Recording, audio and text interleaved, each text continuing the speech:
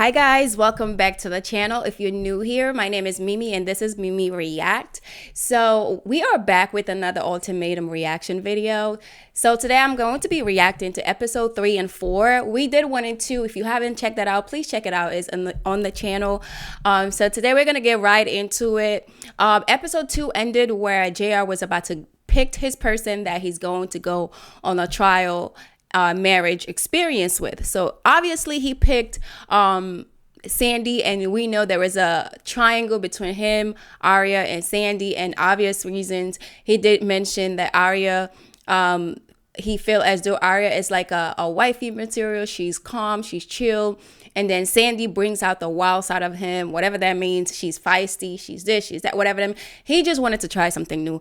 And, you know, I think it makes so much sense when we get more into these episodes why he picked her, because they did got into, I'm moving all over the place with this episode, but they did got into the conversation. She asked him at one point if he ever dated a white woman, a white girl, whatever. And he said no, he had never been with a white girl. And this was his first white girl experience. And what a better way to experience a white girl than this way, where, you know, you can do it without being considered cheating on your girl because you're on an experiment that your girl brought you on, giving you the ultimatum. And then we have Vanessa. Vanessa picked Nick. And then Nick picked Vanessa. They, you know, I think for them, they're very mature. They're very mature. They're kind of compatible when it comes to like their level of maturity, both of them, versus how he was with Sandy. I think, you know, Sandy is obviously, she's way younger than him.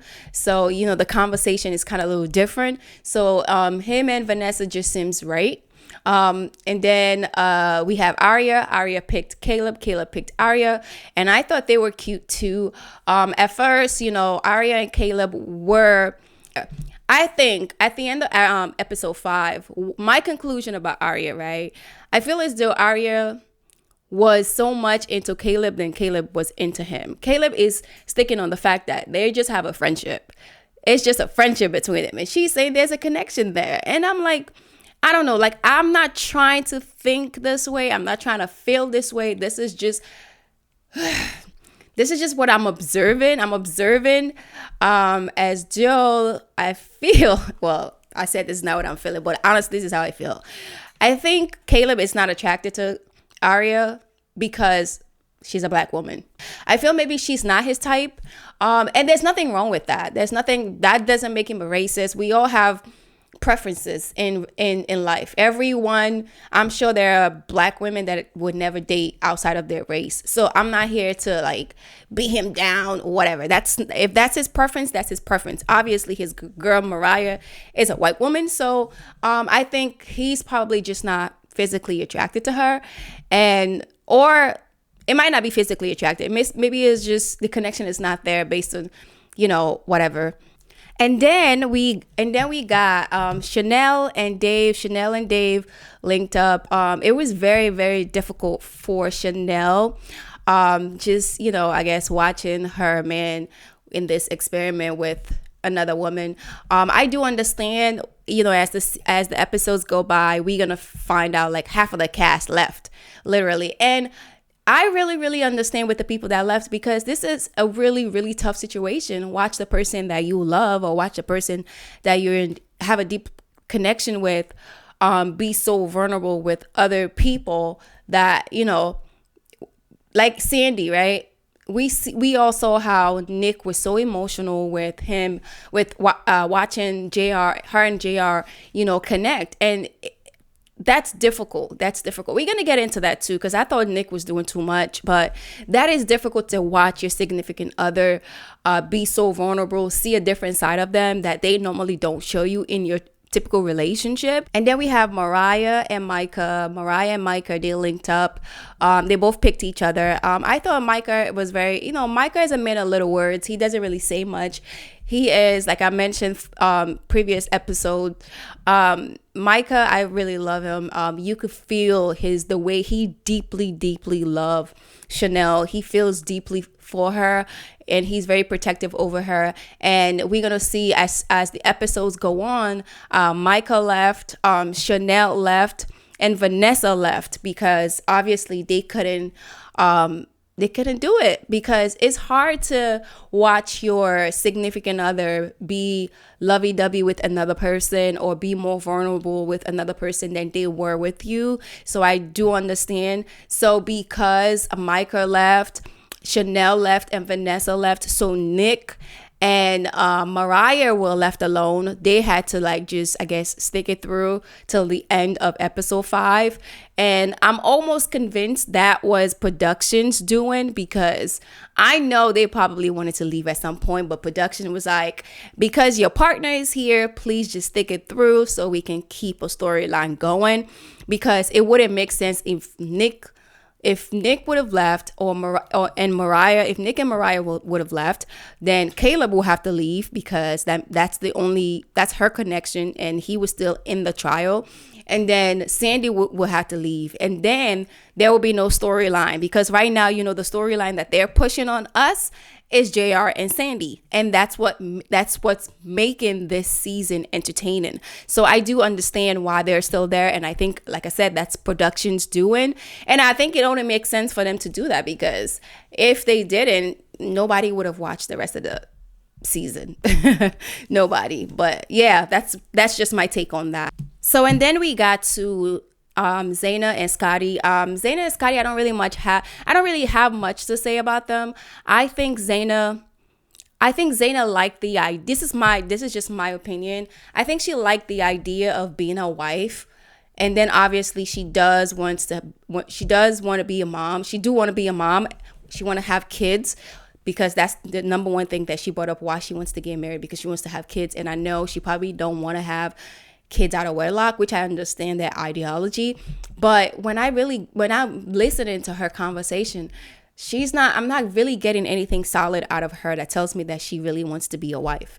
I feel like it's a situation where the idea of marriage is kind of like idolized. And I think that's what it is for her, because her and Scotty does have some type of connection there. I don't know if it's emotional, because I can't say that, but they do flirt around with each other a lot. They do make some flirty comments towards each other. Scotty does make her feel seen. He does compliment her. He does bring things. They do open up with each other a little deeper than their significant other. JR said that he wants to have kids when he's in his 40s, when Sandy asked him that. And I'm like, okay, if Zaina brought him to the show because she wants to get married so she can have kids, that's why she wants to freeze her eggs, because she wants to get married and have children. And he's not ready to have children right now. The man is 33. And he's saying when he's in his 40s, that's 7 years from now. And 7 years from now, Zaina is going to be 39. I don't think she would want to wait to 7. I don't think she's going to want to wait for 7 years to have children. So something is telling me these people are just on the show for clout.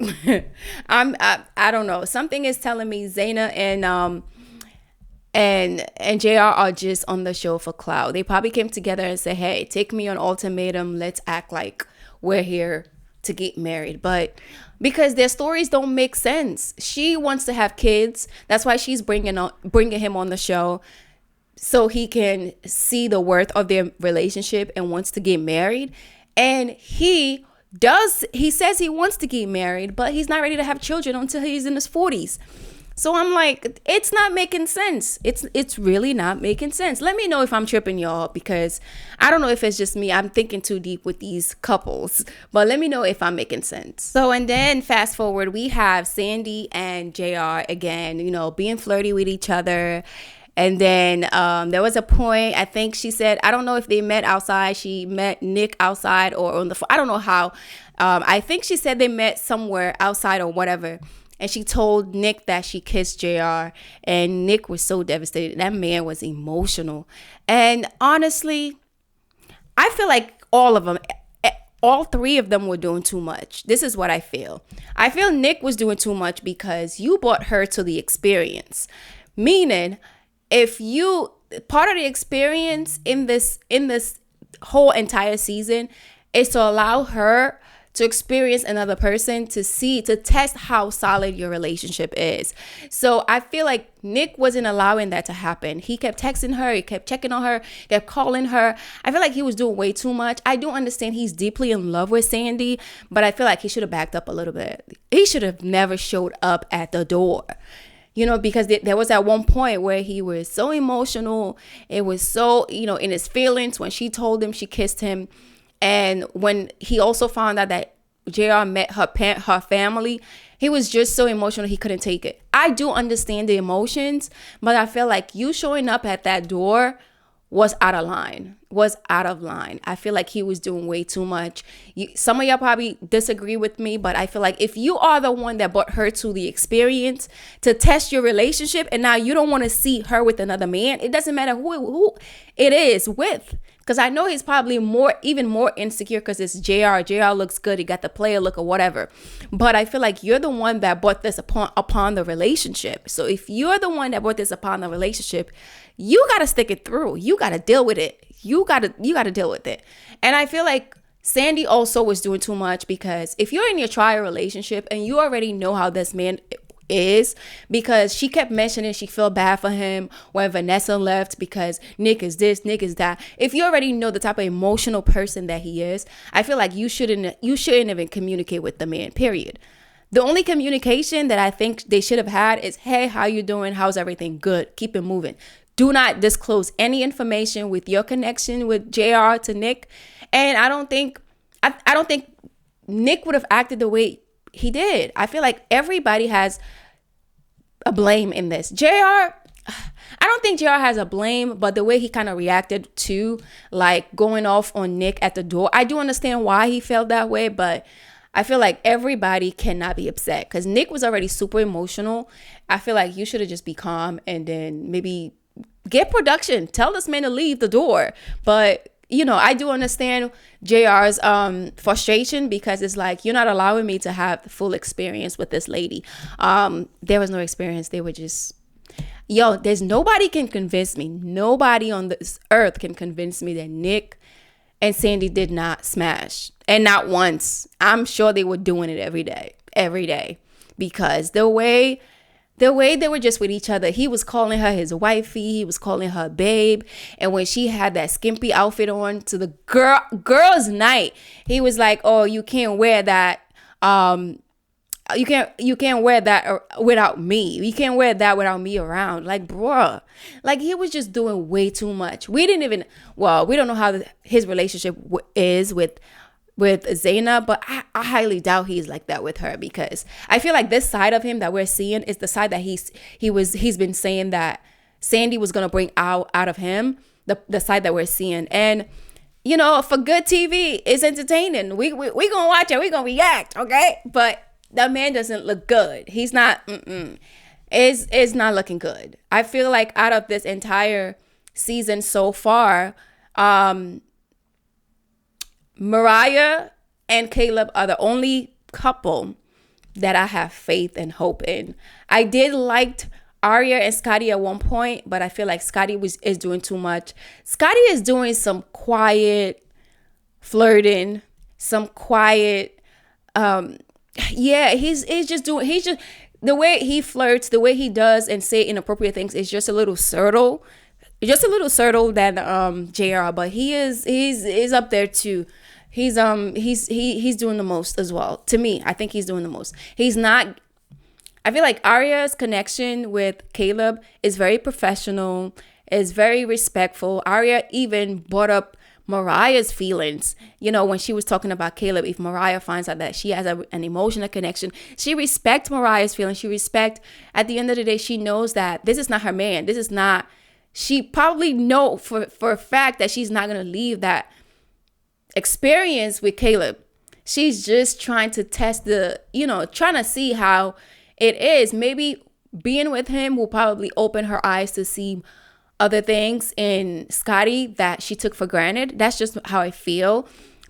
So one thing I thought was so funny when JR and Sandy were eating at a restaurant. I think it was at a restaurant. Was it inside or outside? I don't remember. But they were eating and talking as usual, having conversation about everything. And she asked him to pray, and then he he prayed, and I'm like, in my head, I'm like, you don't do all that flirting with that woman. You probably already smashed the girl, and then here you are trying to put a whole church boy act. I ain't judging him. I'm not judging the man, but I just thought it was so funny because he kind of reminded me so much of Tyler. You know, remember how Tyler was doing all that crying and praying with Ashley, and then turned out to be the biggest villain on the show. So that's the vibe he's giving me. And yeah, but I thought overall, I don't have, like I said, overall, I don't have any faith in none of these couples. So I'm going to talk about two more things before I end this episode. So they showed us a scene where Zaina asked Scotty if there's anything in life that, maybe any lesson in life that he has learned, or anything in life that that have happened that he is not so proud of, something along those lines. And then he did share that I think when he was 16, he said he took his dad's car one time, and then he got in trouble. I think he got a ticket or something. And then his dad was upset at him. I think he got in trouble. His dad was upset at him.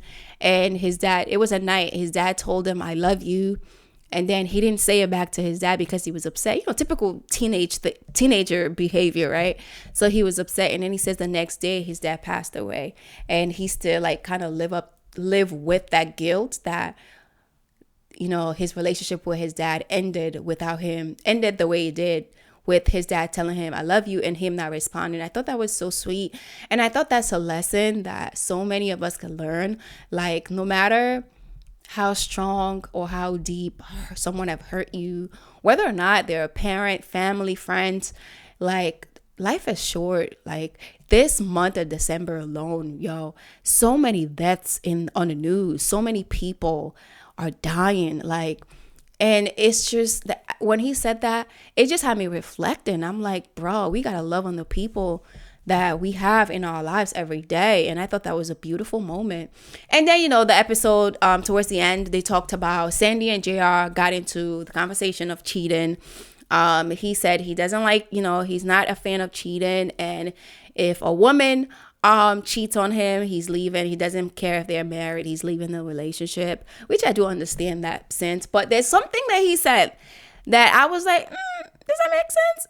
Okay, he said if when he's married or when he's in a relationship, he doesn't want his wife's password or girlfriend's password. He doesn't want her to go through his phone, and he will not go through her phone. And he doesn't care. He said the reason for that is because his ex was cheating on him, and he went through his phone, and that's how he finds out. And I think that might be true, but I think the actual reason why he doesn't want to go through phones, or he doesn't want his girl to go through his phone, is because he gonna be cheating. That's what I think. He gonna be doing dirt, and he doesn't want to get caught out. He doesn't want to get busted. That's what I think. That's just how I feel. I could be wrong, but for you to say your wife cannot have your phone password, that is insane. Because when y'all do have children, in case of an emergency, your wife needs your password. You need your wife password. Like, I don't know how relationship operates. This generation relationship, I don't know how it works, because how are you even a committed relationship with someone? Let's say you're dating intentionally to marry this person. You're going to need their password. I think that's where open communication comes in. That's where trust comes in. That's where, you know, if it's something that you struggle with, talk about it. She can support you. You guys can go to therapy. You guys can get support. Like, but anyways, that's the end of this video. So that is my those are the things I wanted to talk about. Obviously, more things happen in both episode 3 and 4, but those are the things that I wanted to highlight. So yeah, thank you guys so much. Let me know what you guys think about this video. Give it a like and a thumbs up, and please subscribe to the channel. I will see you in another video. Bye bye.